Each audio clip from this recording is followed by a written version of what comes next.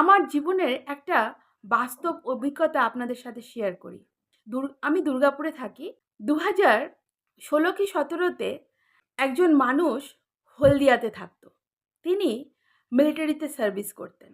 মিলিটারিতে ৪০ বছর বয়সে যখন রিটায়ার হয়ে যায়, তারপর তিনি আবার পুলিশে জব পান। তার হলদিয়াতে পোস্টিং ছিল, ডক এরিয়াতে। সেখানে তিনি কোস্ট গার্ডের কাজ করতেন। তিনি আমার হাসব্যান্ডের খুব পরিচিত।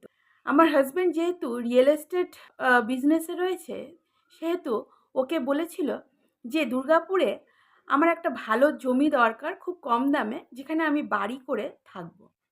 যথারীতি তার কথা অনুযায়ী তাকে জমি খুঁজে দেওয়া হয়। অবশ্যই তিনি জমিটা নেন, পছন্দ হয় তার। কথায় কথায় তিনি একদিন তার মোবাইলটা দেখাচ্ছিল ২৩ লক্ষ টাকা ব্যালেন্স।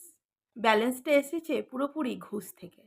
হ্যাঁ, ব্যক্তিগত অভিজ্ঞতা থেকে বলছি।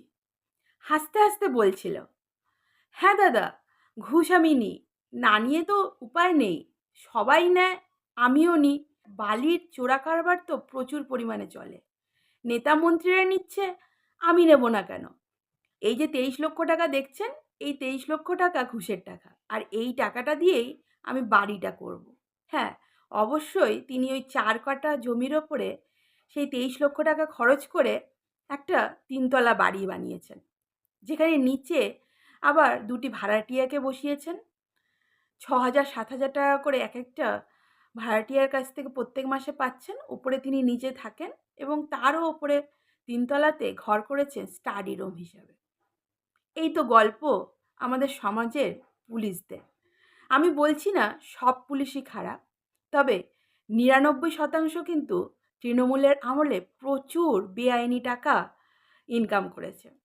বর্তমান বিজেপি সরকারকে বলবো, এইসব পুলিশগুলোকে একটু শনাক্ত করুন, তাদের সাসপেনশনের দরকার আছে। সেটাও একটা নজির সৃষ্টি করবে ভবিষ্যতের কিছু অনেস্ট মানুষের সামনে। কিছুদিন আগে কোনো একটা কারণে অরবিন্দ থানাতে গিয়েছিলাম। সেখানে বড়বাবুর সাথে কথা বলছিলাম।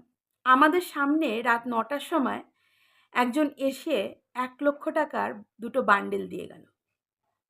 কি বলবেন? হ্যাঁ, দেখেছি। যদি তখন তৃণমূলের জামানা না থাকতো, তবে হয়তো ভিডিও বানিয়ে নিয়ে এসে ফেসবুকে ছেড়ে দিতাম। কিন্তু তখন তো জামানাটা ছিল সম্পূর্ণ আলাদা, তাই সাহস পাইনি। এখন সাহস পেয়েছি, বলছি। অনেক ক্ষোভ জমে আছে। আমার ভিডিওর মাধ্যমে সেসব ক্ষোভগুলো অবশ্যই ব্যক্ত করব। আর আপনারা সঙ্গে থাকুন। এরকম ধরনের কোনো দুর্নীতি কোনো সরকারি আধিকারিক, প্রশাসনিক অফিসার বা পুলিশের যদি আপনারা দেখে থাকেন, অবশ্যই ছবি পাঠান, কমেন্ট বক্সে লিখুন আমাকে। আমি আপনাদের হয়ে আওয়াজ তুলব।